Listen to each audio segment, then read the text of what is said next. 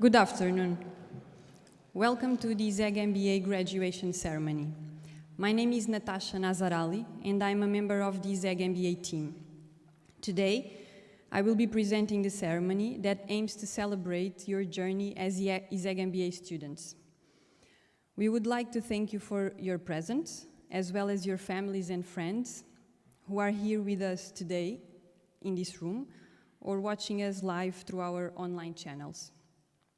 Without further ado, and to welcome you, I call to the stage Professor Clara Raposo, Dean of ISEG. Thank you.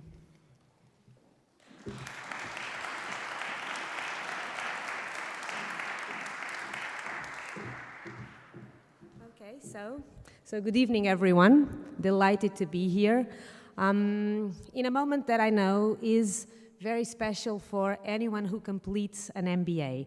The day you finish, the whole process itself is so overwhelming that I'm pretty sure that you all thought in a moment or two during the program, if you would be able to do it, if you could survive all the tension, all the pressure, all the hours, etc., especially those of you, the majority, who did the MBA at the same time working and trying to live your lives at the same time. So, as Dean of ISEG, I have to say I am extremely proud of the work that my colleagues and the whole team have been doing, trying to present to you the best possible MBA, something that prepares you very well for a very uncertain or at least a very challenging professional future. Times have been changing drastically over the last few years, and we are extremely confident that this group of new MBA graduates will actually be making a difference in the future, well prepared to face those challenges and in contributing to a better economy somehow in the future. We do have high hopes for you. As Dean of the school as well, I should also, of course, thank my colleagues who have been directors and who are directors of this program and the whole team that follows closely the ISEG MBA. It's very important that I always felt how committed they are with the program and interested in making you progress as much as you can or as much as you want in your futures. There's a whole world of opportunities that you can grab somehow. And that we are sure that you will do our best and will make us very proud in the future. Delighted to be here. I don't want to take more of your time. We have a special guest also here to give you a master class. And congratulations to you all. We know it is very demanding to do an MBA. Of all the executive education programs that anyone can do, this is the one that definitely, really takes the most of your lives and of yourselves and helps you learn better who you really are. And I just want to wish you all the success in the future. ISEG is always an open house for all our alumni. Delighted to have you here, and I hope that next year we are here for some other kind of celebration. Congratulations to you all. Thank you.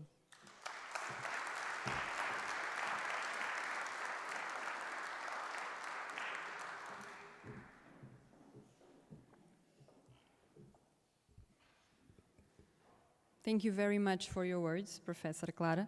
I now call to the stage Professor Paulo Soeiro de Carvalho, Executive Director of the ISEG MBA.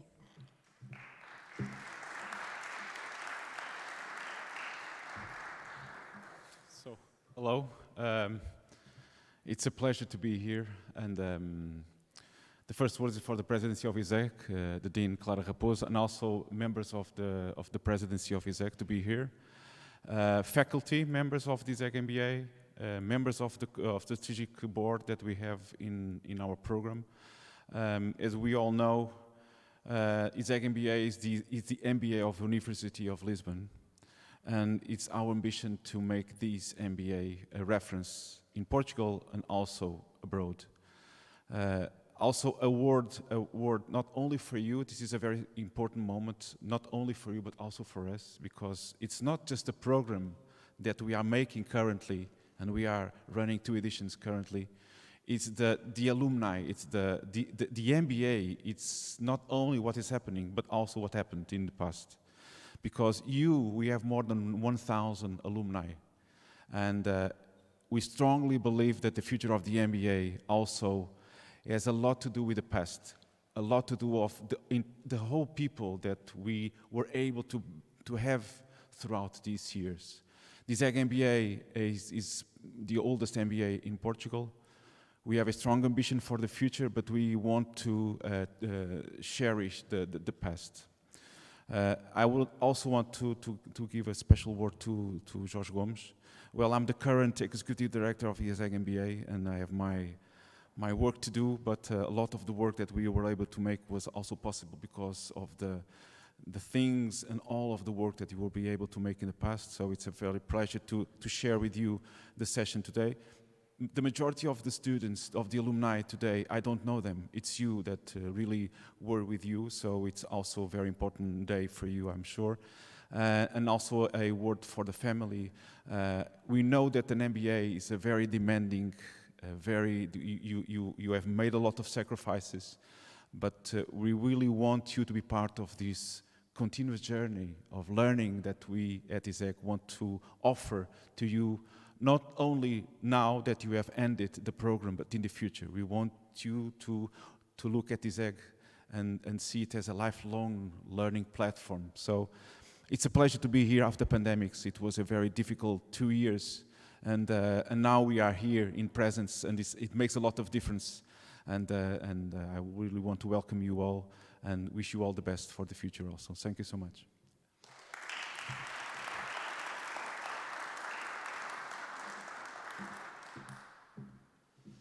Thank you very much, Professor Paulo. I now call to the stage Dr. Mário Centeno, Governor of Banco de Portugal and ISEG alumnus, for his masterclass. Thank you.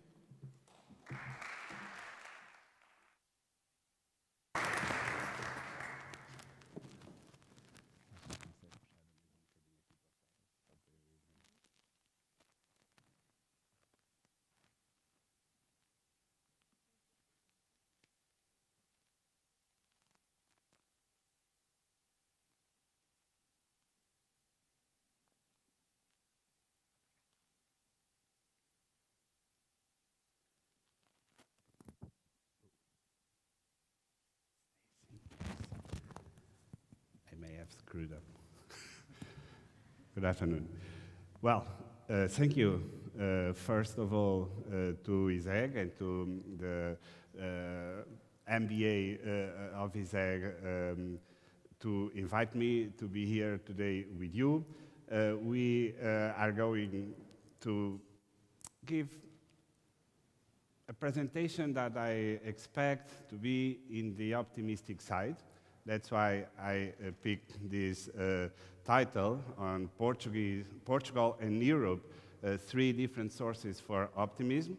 This is a day of graduation, so let me also congratulate all of you for your achievements, academic, in life, your professional career, I'm sure will benefit a lot from this experience at ISEG. So congratulations to you all. Well, being optimistic, this is the tone that I want you to take away from this presentation. And there is no better place to be optimistic but a classroom. Why is that? Because we are in an academic world, because knowledge is here where you can find it. First of all, by questioning. Question always what you see, what you sense, and science may be with you in the sense that this is where we will find most of the answers to our everyday questions. And so being in an university, in a classroom, is the place to be optimistic. There are 3 different sources of optimism that I picked for today. I'm going to start very briefly with some poetry. Don't be scared. Then I'll go through the European experience. And then finally, we are in Portugal, so let's take a quick look to the Portuguese trajectory and see if we can find any reason to remain optimistic. You know already what my answer is. Let me see if I can convince you of that. Well, poetry. And I picked a piece of poetry by Walt Whitman. It's called The Future, and there is this big idea around this poetry, which is the future is no more uncertain than the present. This is a statement about being optimistic. And why is that? Because Walt Whitman goes and writes things with such a deepness and wonderful language as these sentences that I picked out of this poem. We all are onward, onward, speeding slowly. Take this speeding slowly. It's a very, very powerful message. Surely bettering the world, the human race, the soul. This is the idea that the future is up to us. We belong to the future, and we make progress slowly. As an economist, I would write instead at the margin, but of course, Walt Whitman's words are much better than mine, but we make progress. And that's the main idea around what I'm going to try to show you, what happened in Europe in the last few years, what is going on today in Portugal. Well, the European experience. Well, as you know, I was president of the Eurogroup, so I had a very deep experience in the way Europe progresses, how we make advancements in our institutions. And Europe is indeed our common house. It is home of old and mature democracies. And this is very, very important to the way we understand Europe. Europe, in the recent couple of decades, in the last 2 decades, was able to build some of the greatest institutions in modern history. I'm going to talk about one of them, which is the euro, but there are other institutions that were implemented in Europe in the last 20, 30 years that are the greatest examples of institution building in the world. Sometimes we have to cite people outside Europe, politicians, poets, scientists, to understand the greatest things that Europe was able to achieve.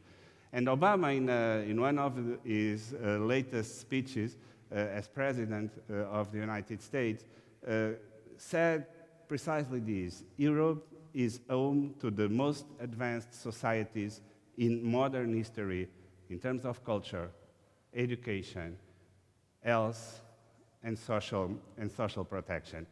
This is what Europe really means to the Europeans, and this is what Europe can and should continue to be. Well, let's take a short journey through the euro. The euro is an institution, and as an institution in economic terms, it is man-made. So, being man-made, it is imperfect. It is incomplete. There's nothing, absolutely nothing wrong about it. Nothing. We are not able to achieve in our first try what we can imagine as a pristine, as a complete institution. The only thing that we need to know is to live with these institutions, to improve them, and to be able to always question them. The euro is very important because it is the most tangible sign of being an European. We carry euros all the time in our pockets. We use euros every day in our life. It is the most tangible sign of Europe, of being an European. But it is difficult. When the Euro celebrated its 20th anniversary, I was asked to, as president of the Eurogroup, to identify an object that will describe the Euro. And I picked, also because of my experience playing rugby, I picked a rugby ball. I don't know if you ever tried to deal with a rugby ball, but it is pretty much like being president of the Eurogroup and having to deal with the Euro. Why is that? Because it really is hard to handle. It has a very weird format. All participants in a rugby match must move together, must move the ball together as a block, pretty much as in the Euro area.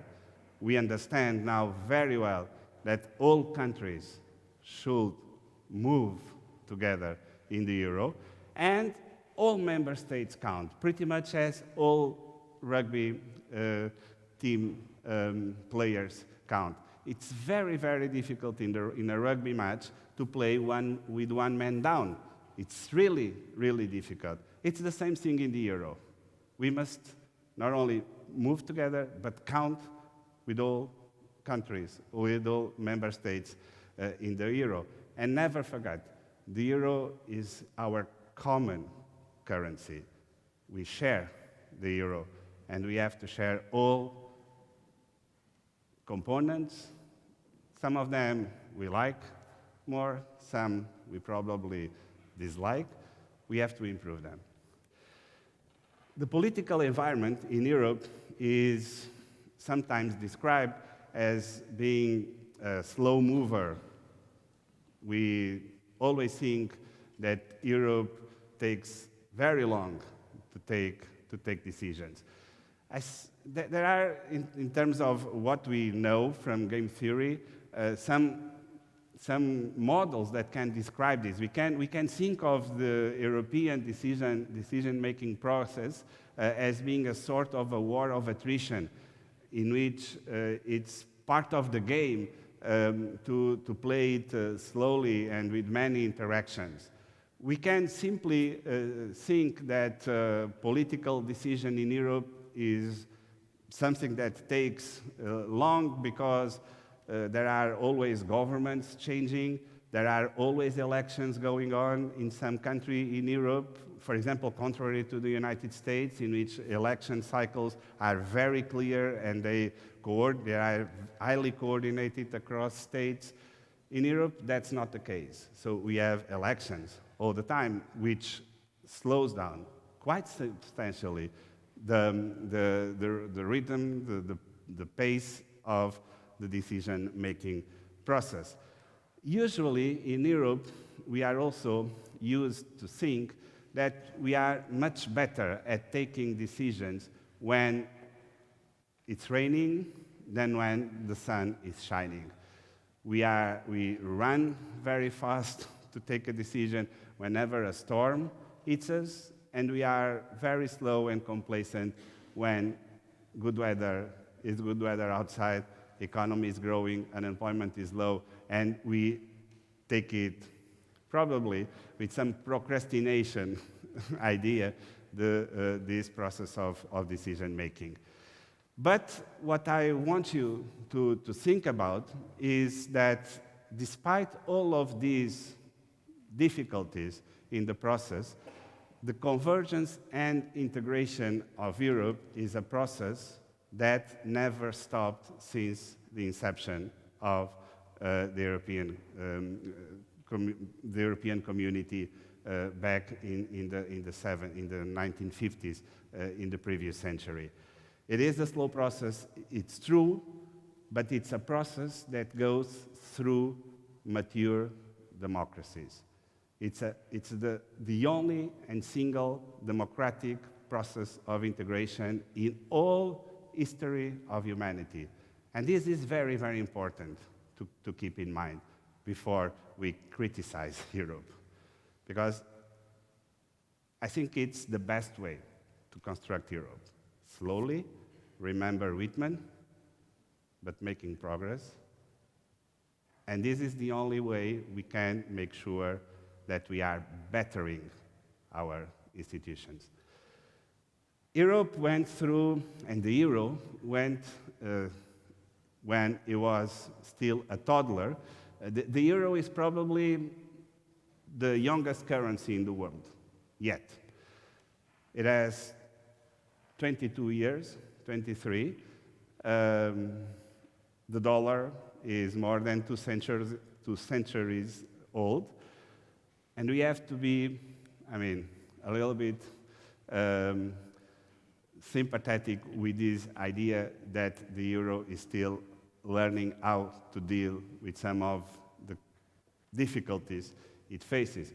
And indeed, in the first 2 decades of the euro, our currency needed to face very difficult crises. And sorting out of one of the biggest crises, which was the great financial crisis in 2008, 2009, we left that crisis with a great deal of mistrust, and we were not able to sort out all imbalances, economic imbalances, getting out of that crisis. That's why, a couple of years after, the sovereign debt crisis popped up. It evolved in sequence: Greece, Ireland, Portugal, then a little bit Spain, and it stopped right before Italy.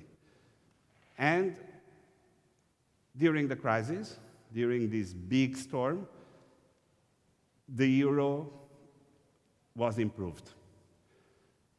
Very important institutions were implemented during the crisis. The banking union, the European Stability Mechanism, the single resolution mechanism. We improved the euro a lot. It is still labeled as the same institution, but it is a very, very improved institution when we compare it with the early stages of the euro. After that, we were able to see the longest period of growth in the European Union in record, 25 consecutive quarters of growth, more than 13 million jobs created. In 2019, just before the pandemic crisis, 14 out of the 19 member states of the euro area were at what we call in the Stability and Growth Pact the medium-term objective, meaning that public finances of 14 out of the 19 member states were sound and with deficits, with fiscal balances that were considered to be adequate and sustainable to withstand severe crises. And unfortunately, 3 months after that, we were hit by the most unexpected, exogenous crisis our countries suffered ever. And it was a huge test to all this that I'm saying to you, a huge test.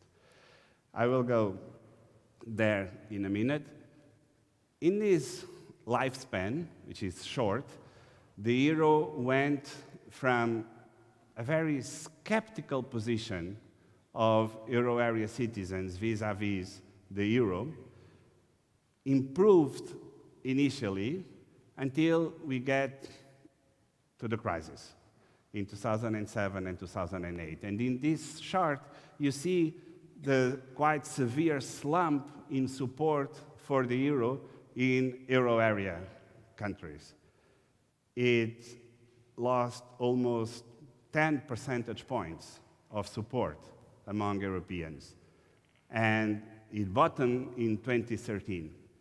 Afterwards, with the renewed euro, with the improved institutions, with the largest capacity of the euro to respond to the needs of their citizens, we see a sustained improvement in the support for the euro, reaching almost 3/4 of European citizens being in strong support of the euro, a record high in this very short time span that the euro is with us. So now let's go to the crisis. And how did Europe react to the crisis?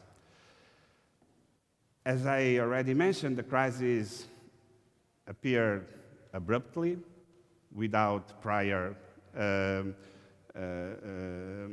notice, and Europe, for the first time ever, without counting these in peace times, let's put it like that, Europe was able to coordinate the action of its institutions in a way that never occurred before.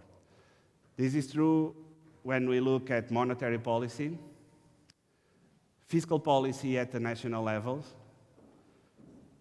the way the European Commission dealt with the Stability and Growth Pact, the backstops that were created for countries to react, to have an extra degree of freedom in answering to the crisis.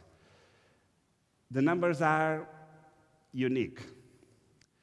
We have more than 6 trillion euros in response, decided in 3 months with the ECB, the Eurogroup, and the European Council, deciding on more than 6 trillion euros, which is a number that we never saw in Europe before. It's 12 zeros, a lot of zeros.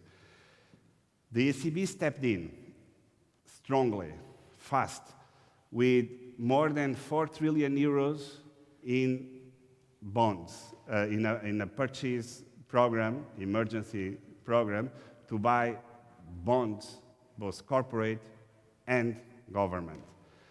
2 trillion euros in what we call the TLTROs, which is a very powerful instrument to give liquidity to banks. In a couple of weeks' time, the Eurogroup itself decided on 540 billion euros of backstops to firms, countries, and households. It took only 2 weeks to decide. In 2008, in 2011, it took Europe more than 4 years to react to a crisis. The awareness of the debt problems in countries, and I'm going to show you a few graphs about that, was present, and Europe understood that it was about time to have an issuance of European debt. For the first time, Europe is the single most important AAA issuer of bonds in Europe. This is absolutely historic, and that's why we should remain optimistic. There are already 2 sources of optimism. The future, just read Walt Whitman, and Europe. The last piece on Europe that I want to share with you is the role of Next Generation EU. The most important dimension of Next Generation EU is not the money that countries will receive. It's the way we are financing next generation EU funds in Europe. This idea of having common debt issued by the European Commission, supranational, it's as close as you can get to a safe asset in euros, of all Europe. This is absolutely unique. Now, Portugal. I named this slide from trash to investment grade and how to keep on shining. That's the biggest challenge we have in Portugal. In brief, we were, for many, many years, a country that was described as running deficits. We run deficits all over our recent economic history. The government never, ever was able to sustain a deficit above 3%. It was always larger than -3, actually. Very, very strong deficits. Of course, when you accumulate deficits, you accumulate them where? In your debt. And you have to pay them in the future. That was our history since 2016. The first time Portugal, and now discount the fact that I was finance minister by the time, okay? Sorry, I had to say this in case you were not aware of it. It was the first time that Portugal really recorded a fiscal deficit above what was supposed to be the threshold in the Stability and Growth Pact. And the good thing about it is that we did that not only once, but twice, 3, 4 times, until, of course, the pandemic crisis hit. This is a type of trajectory that we need to aim for Portugal to continue. I talked about debt. We were always described as an indebted country. And it was true not only for public, but also for private debt. By private, of course, I'm summing household and non-financial corporations debt. And look at what happened since 2013 to private debt in Portugal. I don't know how many Portuguese know about this, but there is no other country in the world that experienced a deleveraging this big, this sustained, and this effective.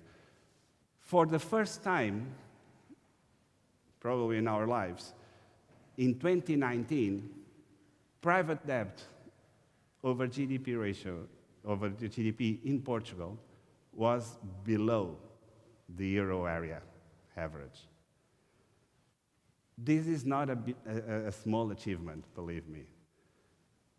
And the best thing, okay, now I have a quiz for you before going to the good thing connected with the leveraging. This is an indicator of stress in sovereign debt markets. And these are the lines for Portugal in 2016 and in 2020. And I don't know if you can tell me which one is 2016 and 2020. But as you see, those were 2 very difficult years for sovereign stress in Portugal. One is probably more bumpy than the other. The blue line is a little bit more bumpy, going up and down throughout the year. The other is probably more easier to explain, which is the orange one. Which one is the 2016? They don't seem too different, but actually the 2016 is the blue one. In 2016, Portugal experienced a sovereign stress on our debt, much larger than in 2020. I don't know how many of you will tell this, but we were under stress in 2016. We were considered trash by 3 rating agencies. Well, we were graded as trash, I just said that. We were suffering sanctions by the European Commission. We were in an excessive deficit procedure. Spreads were huge. Our spread to the German 10-year bond was as large as 400 basis points. 400 basis points. And the banking sector was in disarray, with banks under resolution. CGD was in lack of capital. The resolution fund was insolvent, and non-performing loans were at 17%. 17% of all credit in our bank's balance sheet was trash. And then what I call a virtuous adjustment occurred. Deleveraging, I already showed you. This is what I call deleveraging, this steep reduction in debt.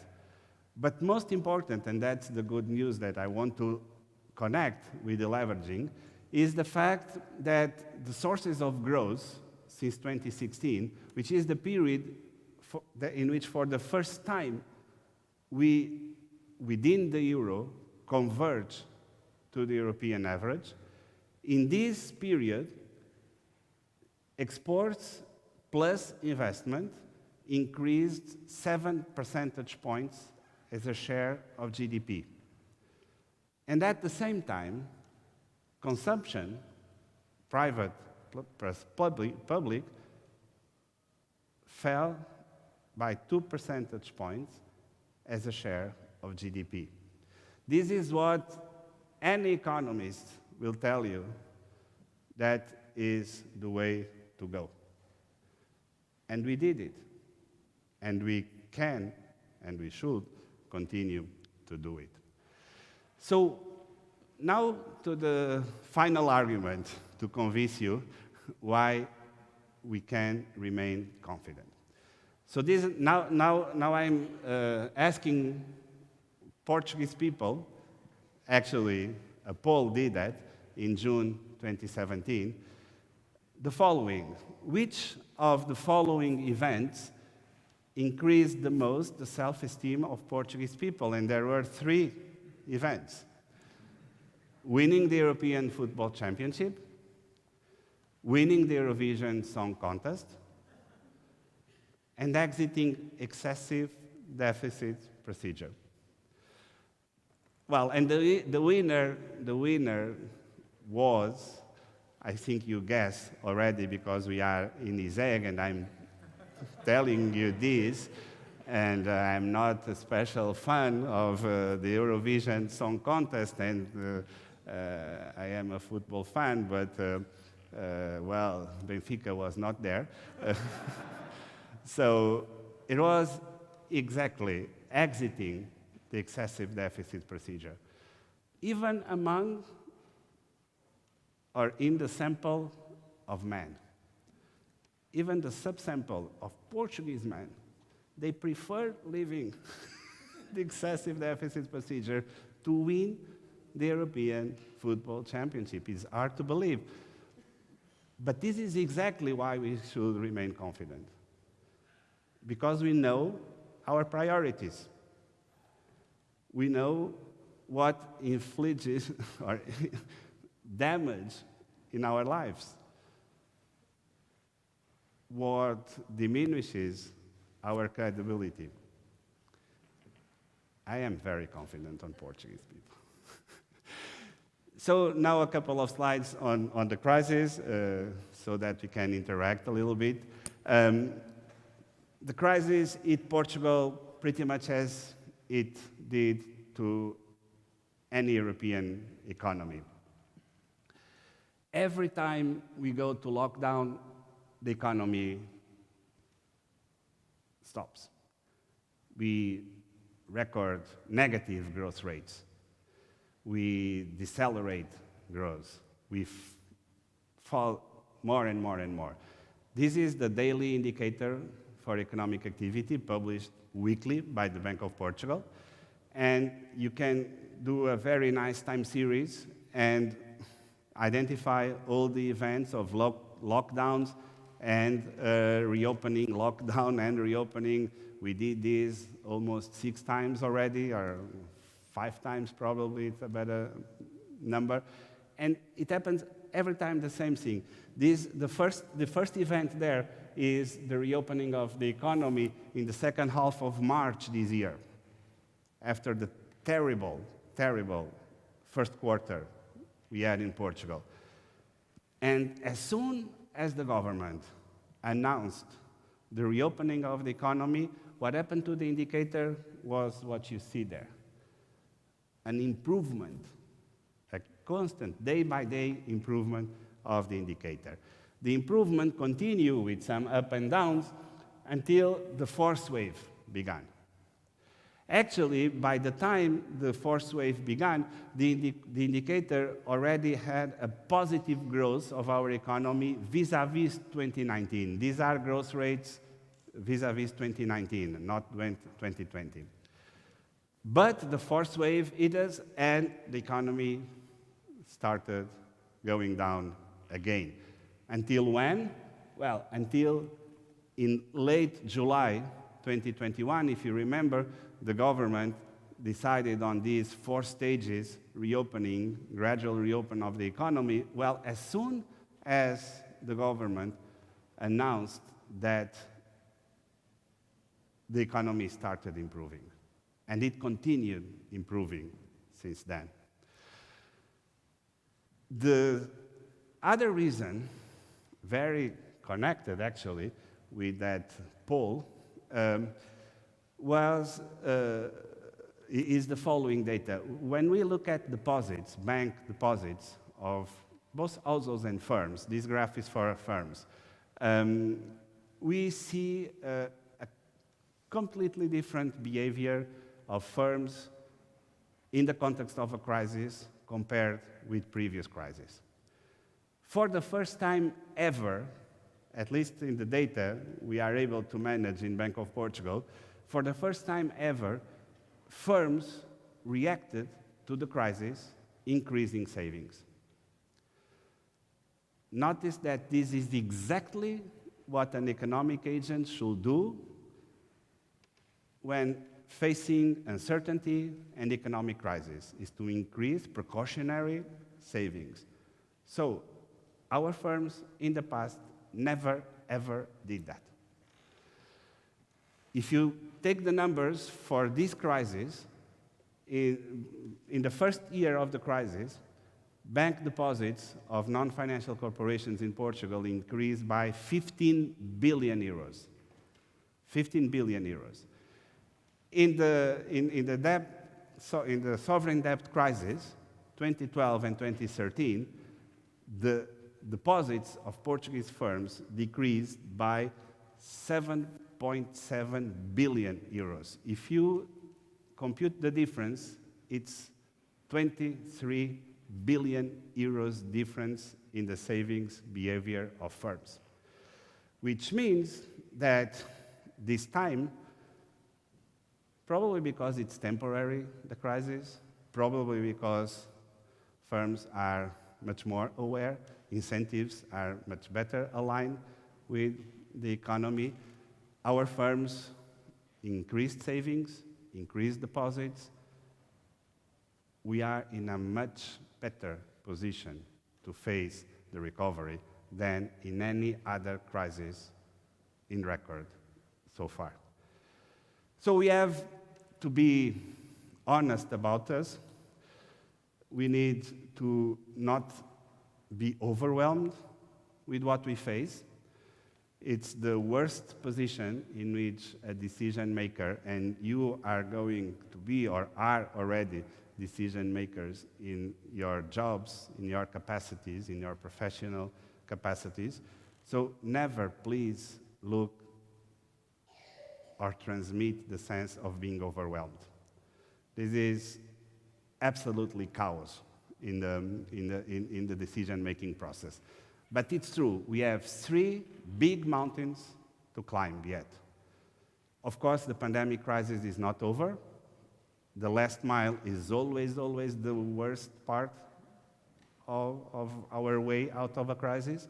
It's where churning, reallocation, new jobs appear. Attrition is paid in the form of lower growth. So the pandemic crisis is still with us. We have a digital transformation to face. You know all of that. I'm not going to elaborate on that. And we have a climate change problem to fight. In all this, there are opportunities, there are challenges. Let's take all the opportunities we have, new investments, new labor relations, new ways to produce, and yes, there are 3 different sources for optimism in Portugal. Thank you, and congratulations on your MBA.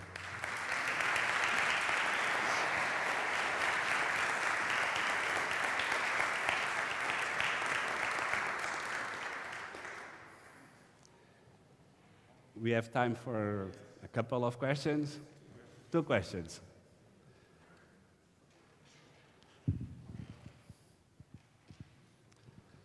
Does anyone have a question? I have a question which is not related directly to the content, but with your professional life. So you went through these storms at least from when you were the finance minister, the Eurogroup president, now the president of Banco Portugal.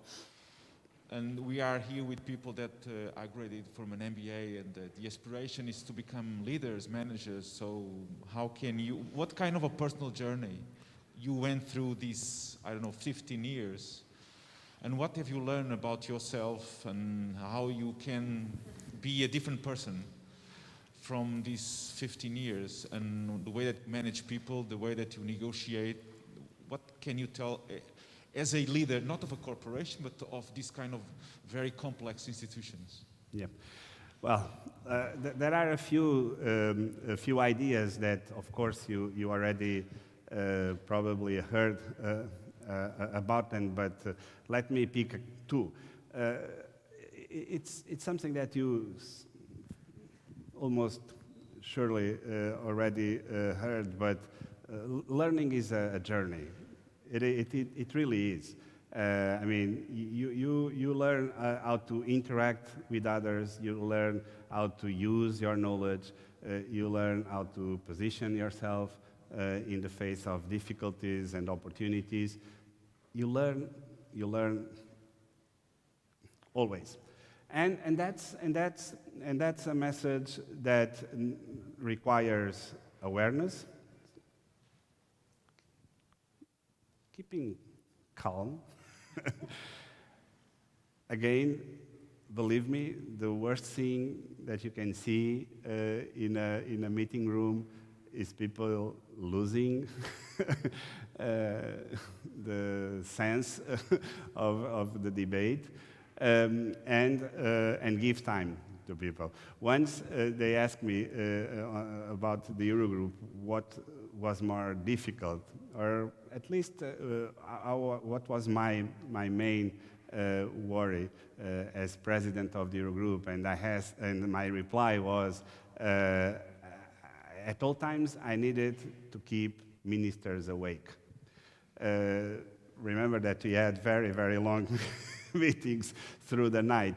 And that's what you need to engage with everyone, and you need to have everyone engage with you and the way you act as a leader. So that's probably the best advice that I will give. Now the second idea is something that I feel very powerful, which is not my definition of luck, but Seneca definition of luck, which is you are lucky, or some luck is when opportunity meets preparation. So you need to be really prepared at all times. Doing an MBA, studying more and more and more is certainly one of the best ways to be prepared. And with this preparation, you just go out there and you will find your luckiness. You will find your opportunities. You just have to match these two: opportunities and preparation. There is no such thing as being lucky. There are two things: being prepared and going out there to look to your opportunities.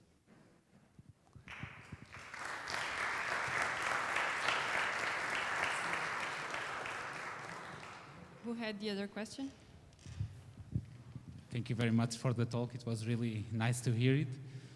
My question, I don't want to sound pessimistic, but what would be... Anything will look like I'm pessimistic after my talk, so don't be... What are the main threats for overcoming this economical crisis that we are facing, or at least turbulence, as fast as possible?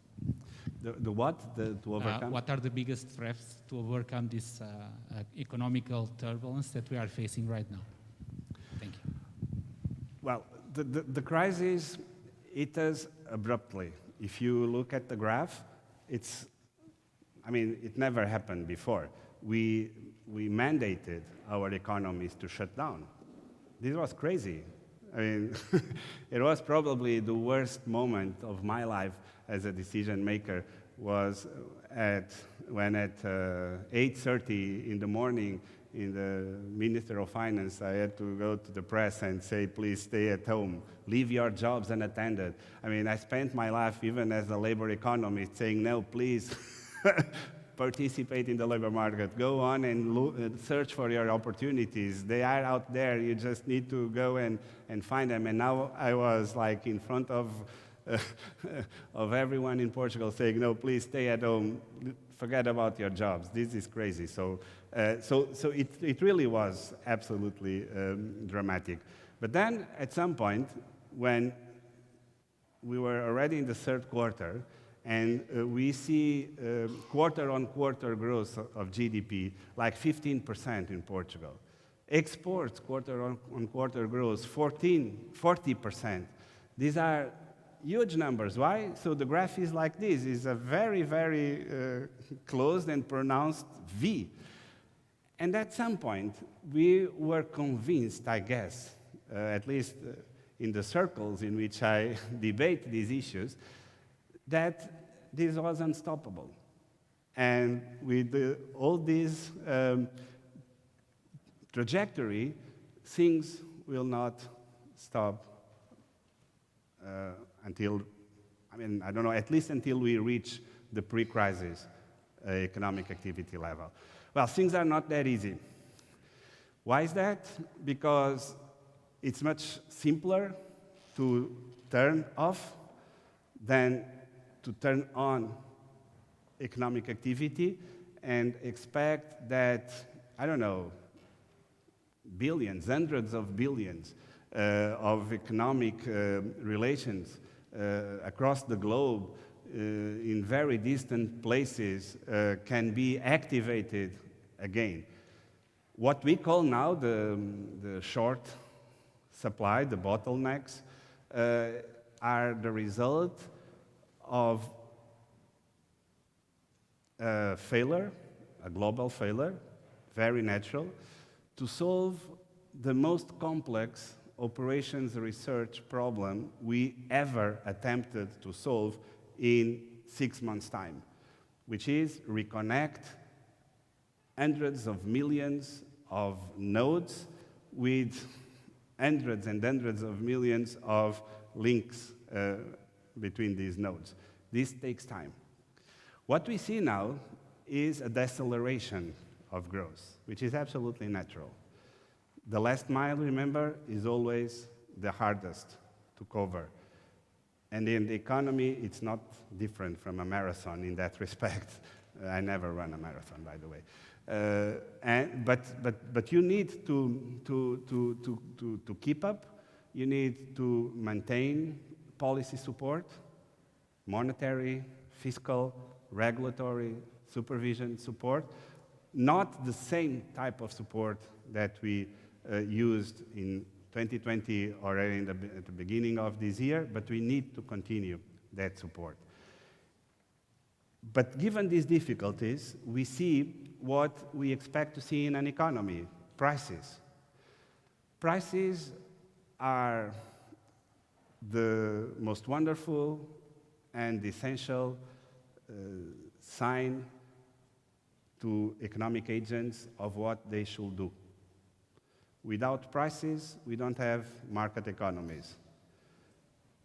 And prices are reacting in the way we would expect, given the short supply, the pent-up demand, which is waiting to be satisfied, and we must be patient.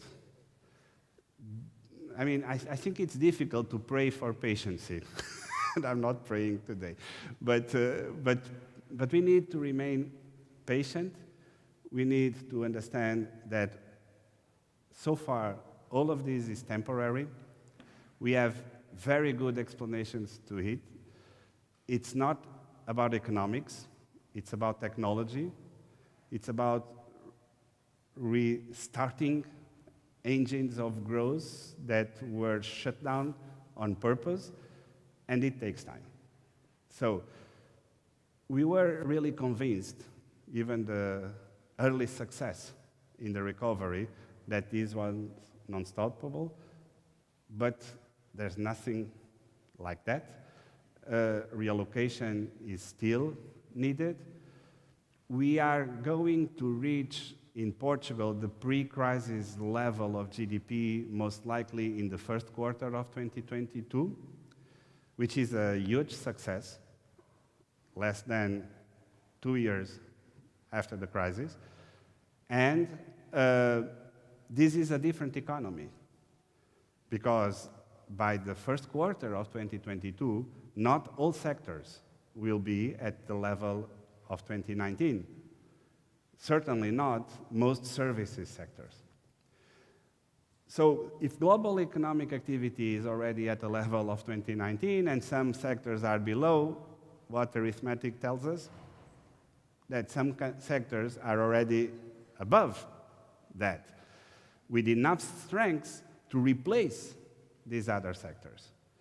Which means that we need, again, to be patient, to understand that these movements are absolutely natural in our economies, that prices are doing what they are meant to do, that they are acting as balancing forces between demand and supply. Economic policy needs to be active still. And probably the last sentence, connecting Portugal, Europe, and maybe not poetry. We should not ever lose the sentiment, the action that we were able to put on the table in the spring of 2020. It's a huge, huge challenge for all of us to retain the spirit of 2020. What we were able to achieve in 3 months' time of European integration, of solidarity, of putting together a common effort with a common purpose, cannot, and in my opinion, should not be destroyed in the coming years. And we should always look at that moment and how successful we were, contrary to what happened in 2008, contrary to what happened in 2011.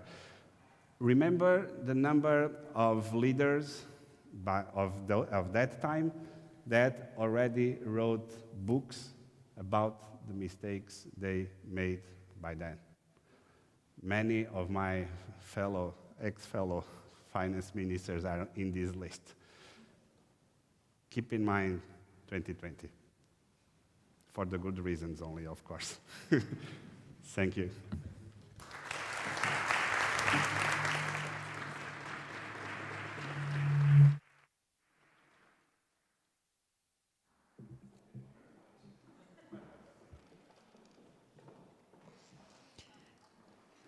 Thank you very much, Dr. Mário Centeno, for this masterclass. It is an honor to have you here sharing your insights and experience with us. Thank you. It's now time for a musical moment by our Tuna Económicas, who will perform the theme Amanhã por esta hora.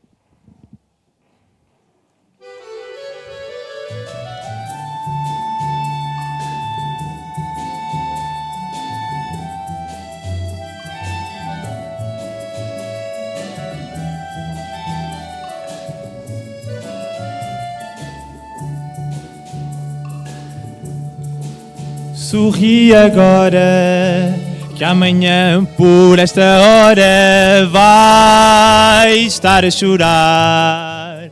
Sem ti eu vou embora. Por esta hora, onde a vida me chamar. Guardo que outrora vivemos em cada hora numa crença sempre vã. Quero-te agora. Como se por essa hora não houvesse amanhã. Não queria esquecer contigo que vivi, por isso faz-me esse favor. Olha para mim, amor, sorri, que amanhã só resta a dor de não estar ao pé de ti.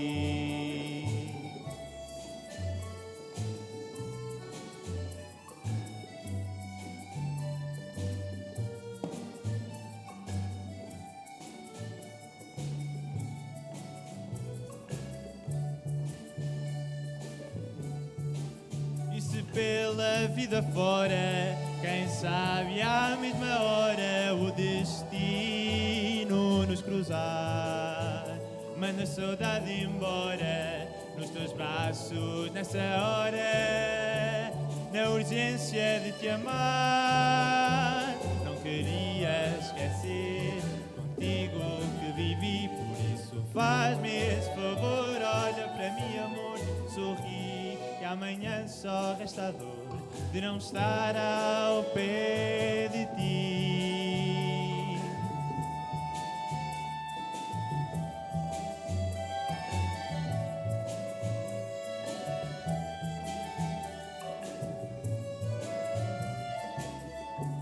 na urgência de te amar. Eu não queria esquecer contigo que vivi, por isso faz-me esse favor, olha para mim, amor, sorri, porque amanhã só resta a dor de não estar ao pé de ti. Amanhã,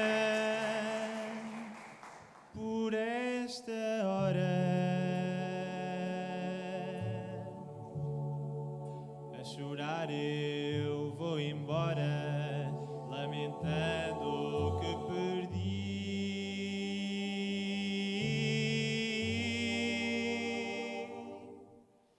Beija-me agora,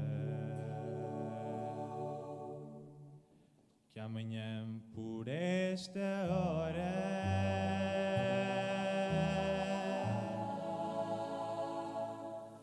só quero pensar em ti,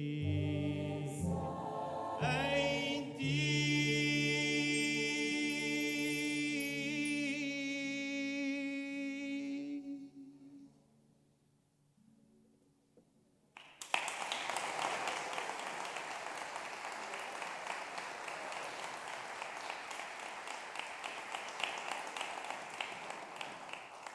Thank you very much. In Tuna Economica's name, I would like to congratulate all of the graduates we have here today and watching online. And for now, this is going to be our performance, but we will be right back at the end of the ceremony. Until then, see you later.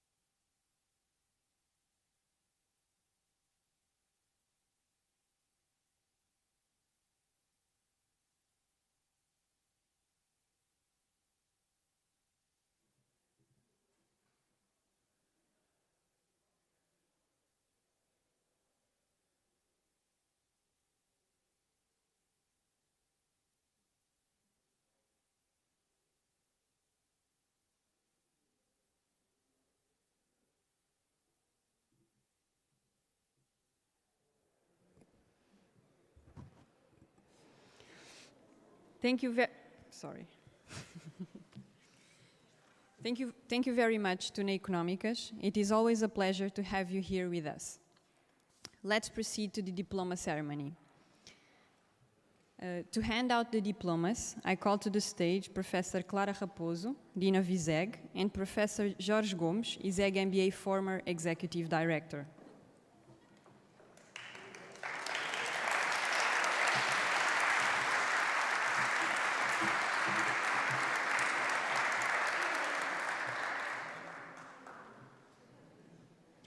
Let's start from the 34th edition. Albertina Lambertucci.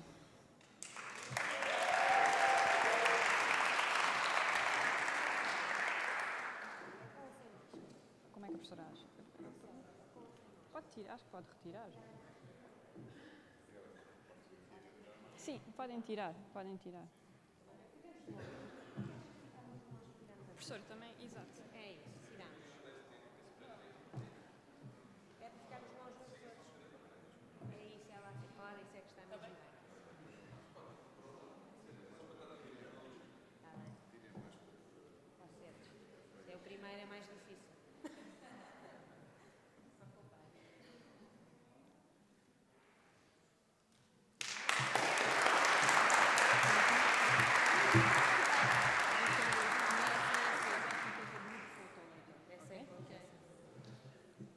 Ana Rita Vieira Pita. Arnaldo Fonseca. David Machado.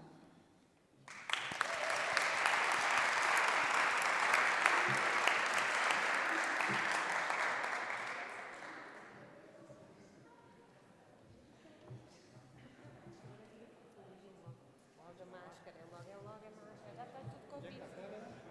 Já estamos cá à frente. É ali em cima, isso.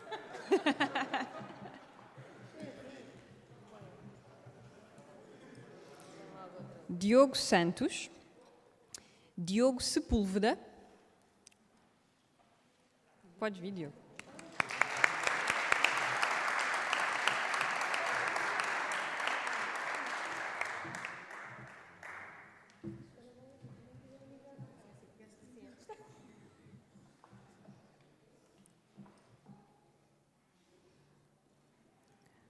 Gustavo Dantas.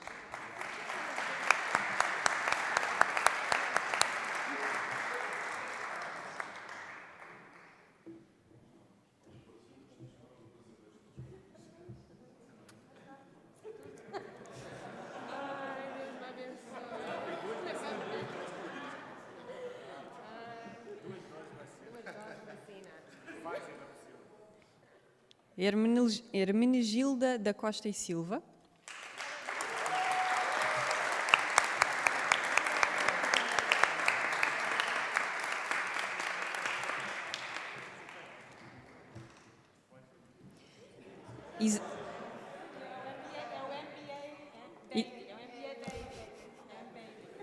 Isabel Ferreira.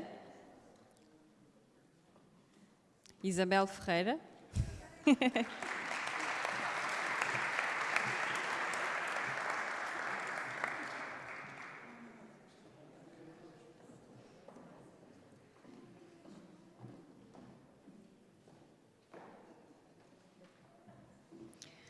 João Campos.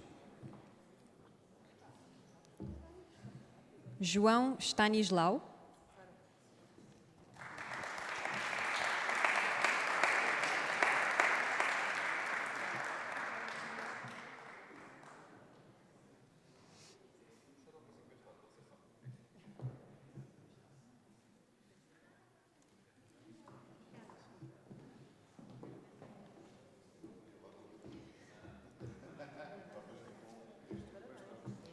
João Madureira.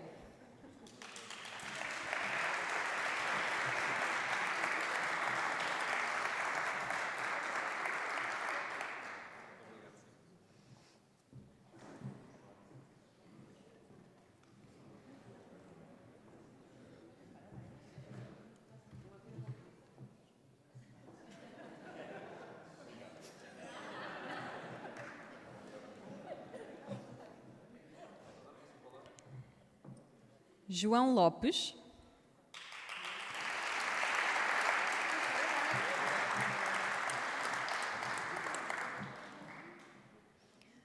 Juan Botero. Podem aplaudir na mesma.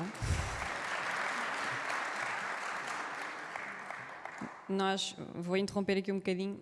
Eu estou a dizer os nomes todos porque temos muitos colegas a assistir em casa, portanto, se acharem que devem aplaudir, acho que o podem fazer. Claro que sim, está bem? Juanita Rianho.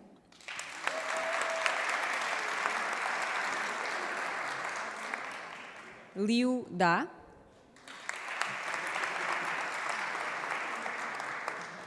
Lívia Simanoscas. Luís Peçanha.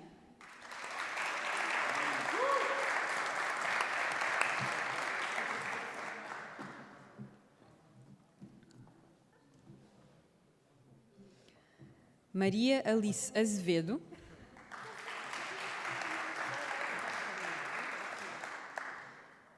Marta Bento.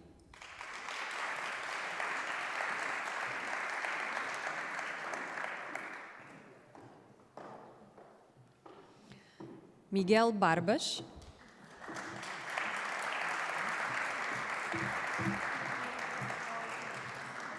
Nuno Bota.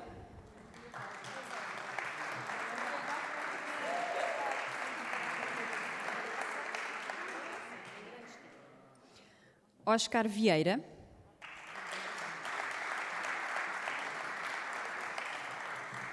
Pedro Cruz.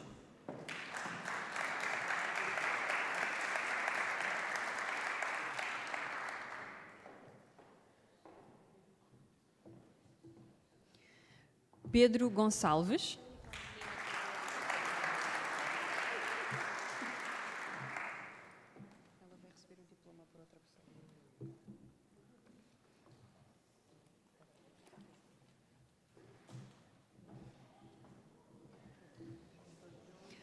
Pedro Azevedo,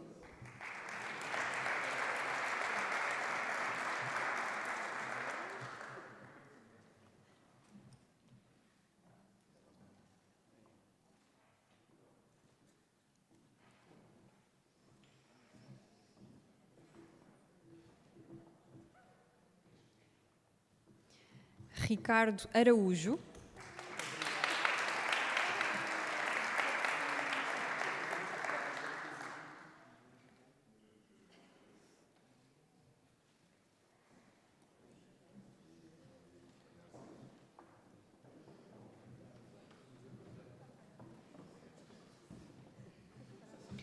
Ricardo Lopes,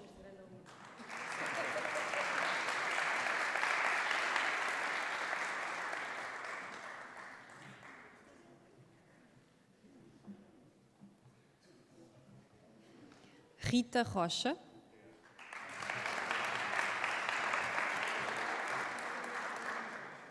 Ruben da Costa,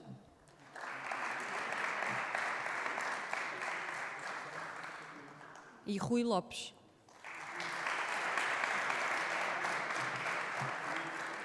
Congratulations, everyone. Thank you very much. Let's take a group photo.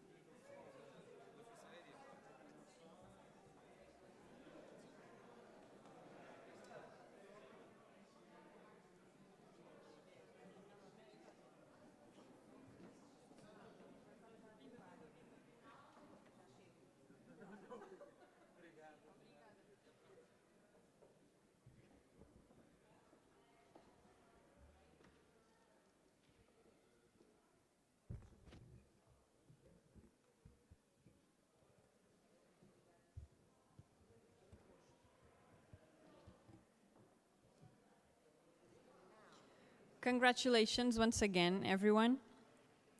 I will now ask to the stage the students of the 35th edition.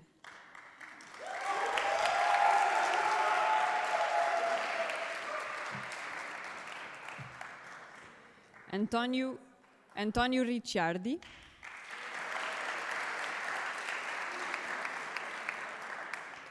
Bárbara Durazo,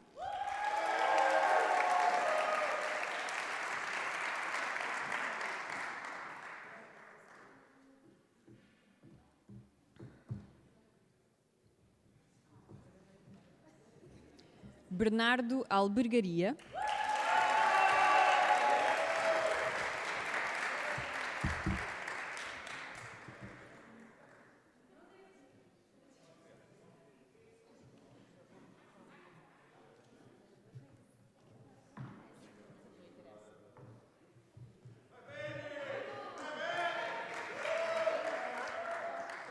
Carlos Soares,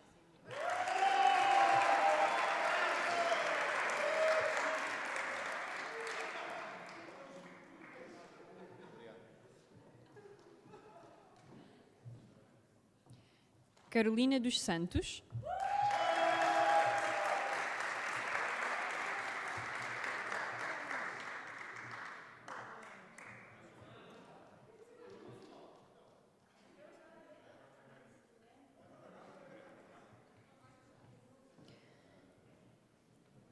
Cristina Branco,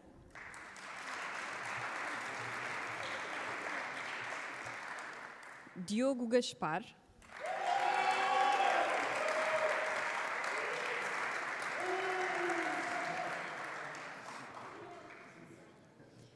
Felipe Robaio,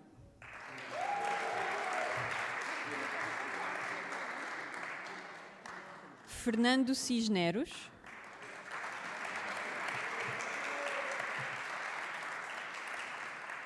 Gustavo Rezende,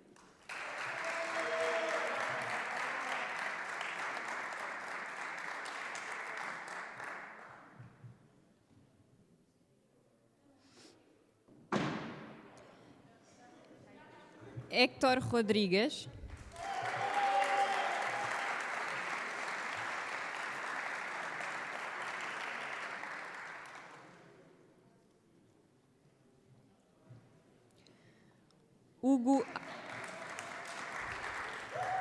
Hugo Almeida,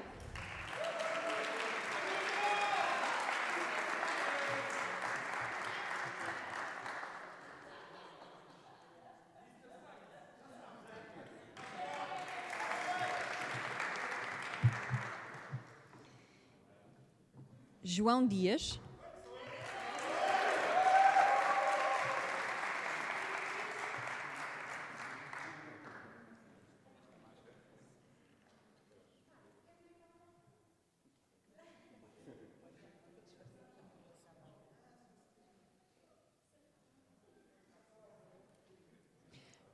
João Sousa,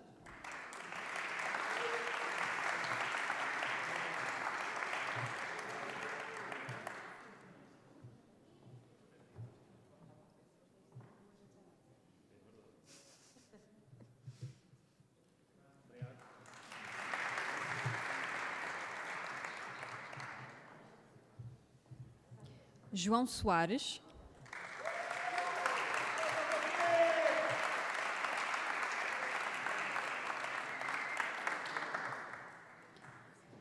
Jorge Pestana,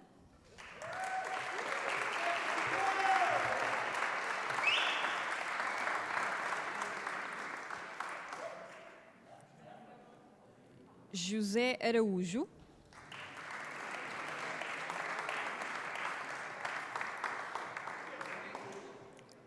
Luís Vaz,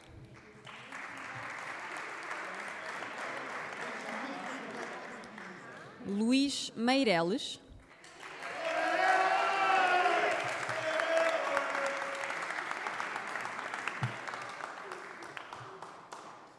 Marcelo Nascimbem,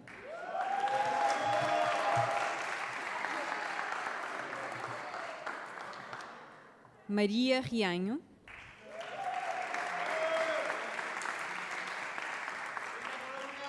Mariana Lança,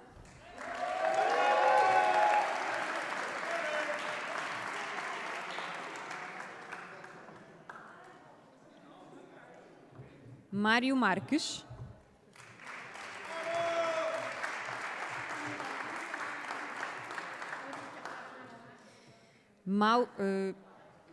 Mauro Marques,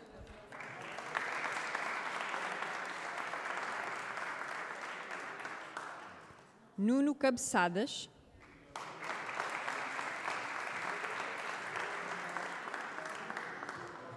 Pedro Viana,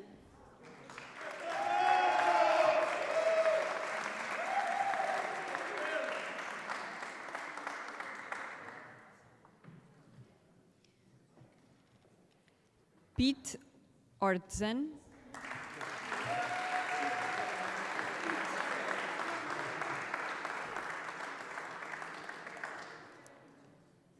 Ricardo Costa,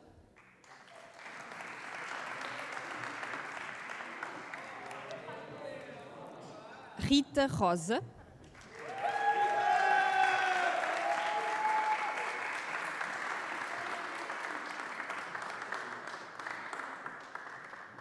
Sheila Xanga.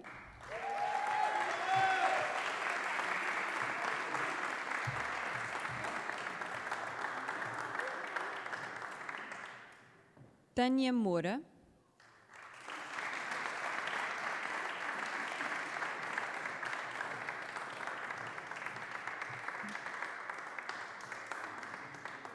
Tiago Santos.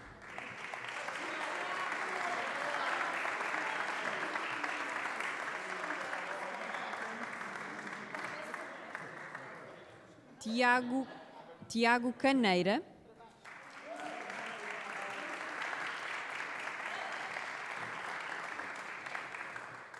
E Wilson Prata.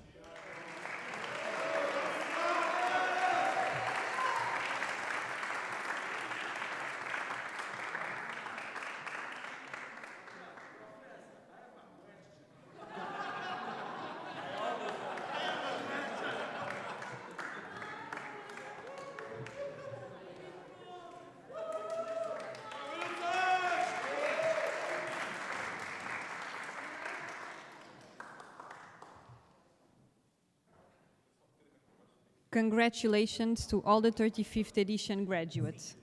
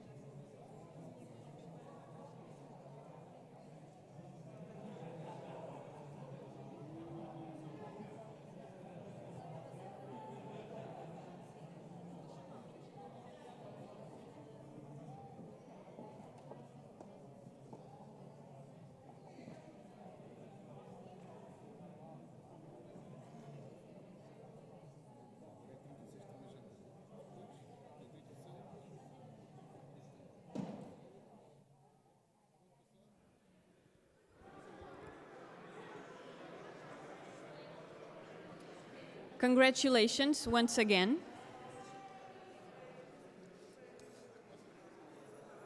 It's the turn of the 36th edition of the ISEG MBA.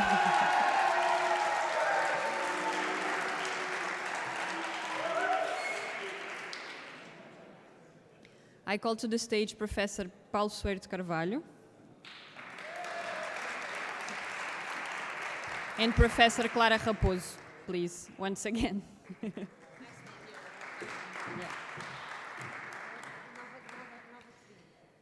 So first, Ana Karina Herrera.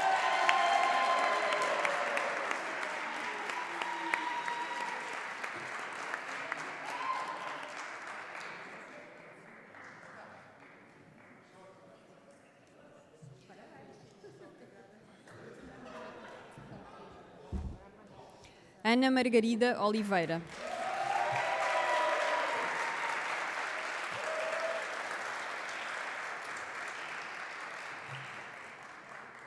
Ana Paula Telo.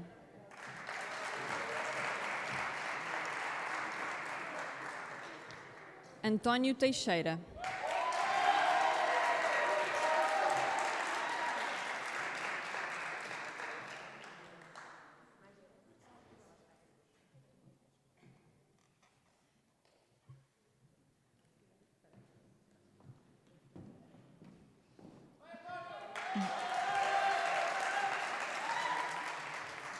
Boan He.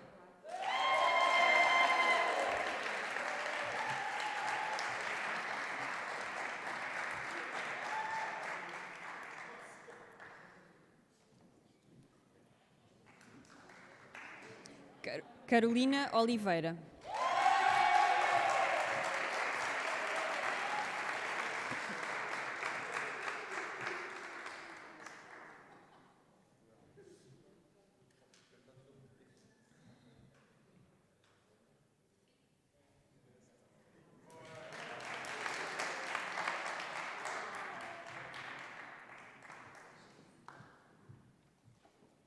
Carolina Guerron.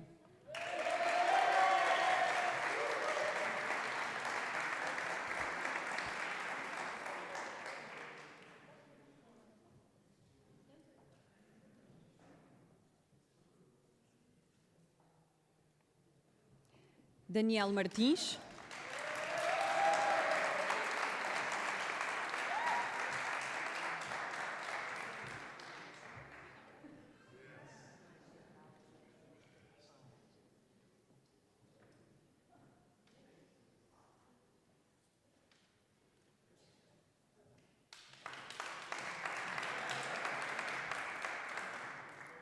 Daniel Soares.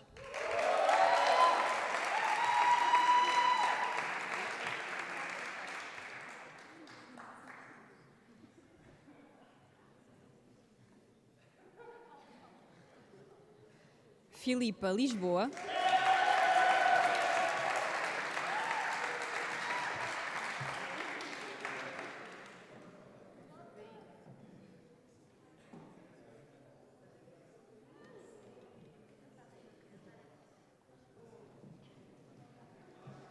Frederico Almeida.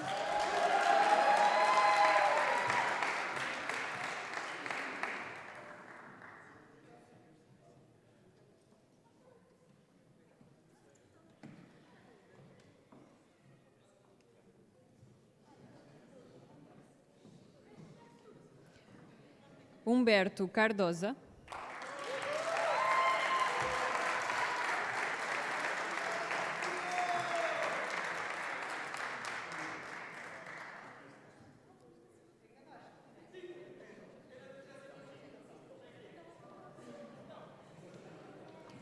Jing Zhang.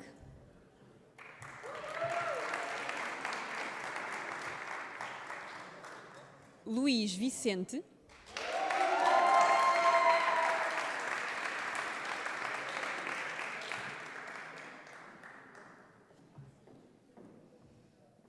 Marco Nunes.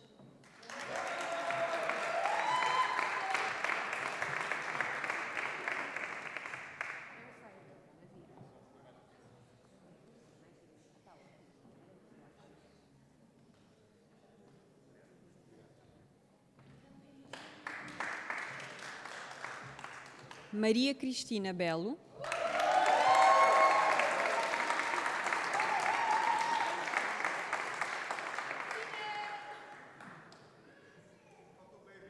Mário Almeida,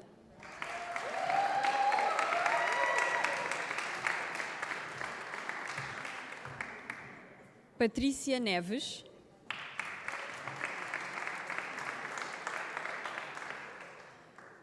Pedro Freire,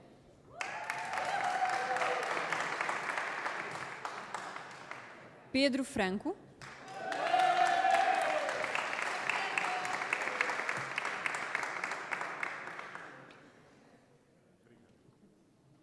Pedro Santos,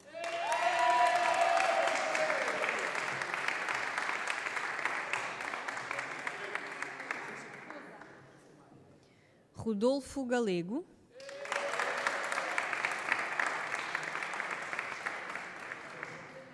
Rui Martins,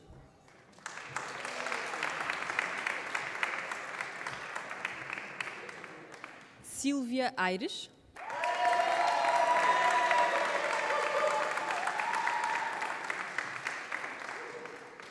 e Tiago Cardoso.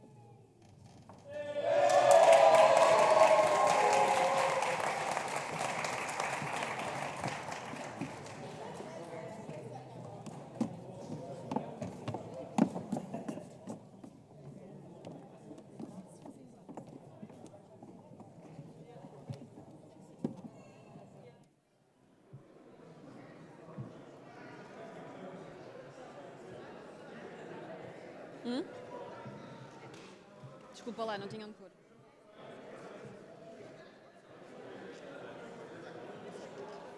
Congratulations, everyone. As we reach the end of the ceremony, and to finish with a musical performance, I ask to the stage once again Tuna Económicas to perform the theme Lisboa. Thank you.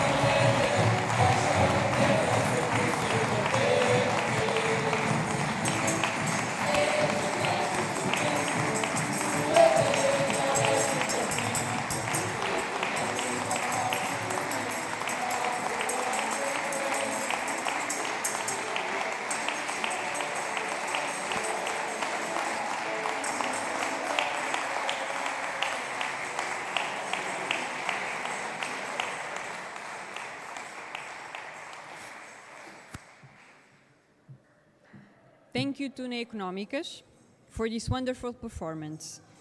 Thank you, Dr. Mário Centeno, for accepting our invitation to share your experience with us.